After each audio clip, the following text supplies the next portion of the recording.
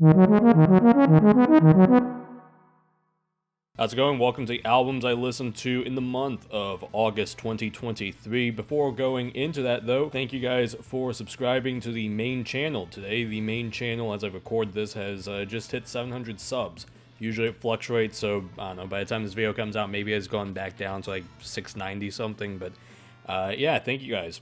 So the first album I listened to is I think it's the debut LP by Motorhead, I think. I know that, okay, so I know that with this album, or whatever the first album they made, this is possibly their second one, because they recorded one that didn't get released, but it did get released after they kind of got famous. Something like that. This is the one that is just Motorhead by Motorhead with the song Motorhead on it. Anyway, I don't really have much to say about this. It is Motorhead. It is what you can expect from Motorhead. Overall, decently solid album. There were about 2 songs off of it that I added to my Spotify liked songs list. The next album I'm going to talk about is a, Spotify recommended album, actually, because of listening to so much of astrophysics. I got recommended Fantasy Noises and Perfect Delusions, and it has the vibe of an internet album, as I've mentioned that before, but there's only really one song off of this that I end up adding. I don't remember much from this album other than it was not too stimulating. Maybe I will have to give it another listen, but the one song I did add off of this is called Fantasy Noise. Okay, yep, I remember what this one was. It was kind of breakbeat sounding. There's also another album that got recommended to me through Spotify from someone called IX Fall. The name of the album is called Pixie Dust. This one had 2 songs added from it. Yeah, so this album was just another breakbeat EP, about 18 minutes long. I remember there was one point in it that was a little odd. I can't remember what exactly it was. It was like some opening that they had on a song that was just a bit odd.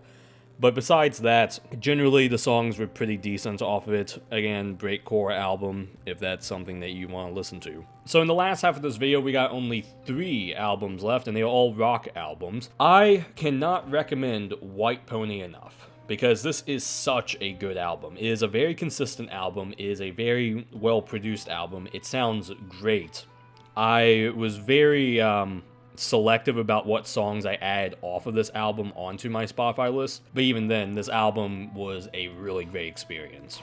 This whole album is very well produced. It sounds amazing, and it's a very consistent album front to back, with one caveat that I'll get to in a minute. If you ignore this one caveat, the whole album sounds wonderful, and I mean, I could have it on loop, honestly. But I was very selective about what songs I did add off of this album onto my Spotify list, and I only added 4. Also, honorary mention to Passenger, featuring the singer from Tool, Maynard James Keenan. I did not expect that, but he fit very well on that song. But yeah, the one caveat I'm talking about is the original version of this album. I looked into this, and this is apparently what the deal with it is. Started off with what is actually track 2 on the album right now, if you go onto Spotify and listen to it.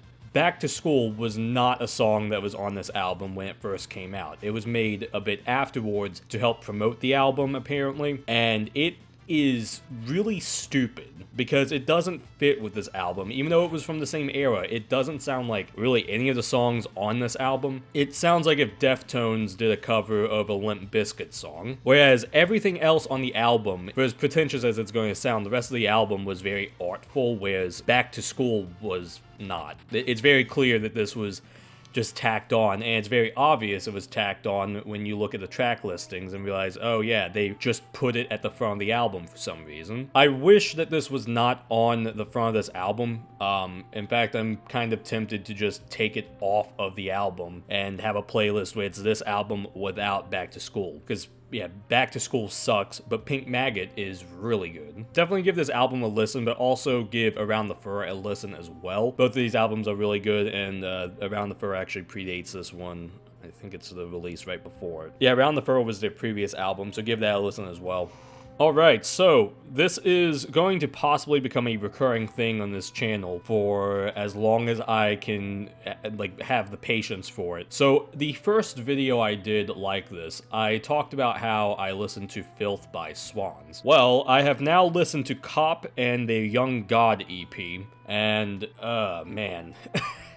Okay, I was kind of getting it. There were some parts of this where I was slowly understanding what was going on with the album. I did add 2 songs off of this, one from Cop and then one from Young God. But everything else was pretty difficult to listen to. I want to say it was the second half of Young God it felt like it was longer than the previous album. Now, for context, I was listening to this album, I listened to the first half of it, Cop, while I was reorganizing some shelves because I need to clean up some stuff. And it was fine listening to it. But then once I actually sat back down at my computer to start working on some stuff, by that point, Young God started playing. And it was fine, but then the second half was just, why?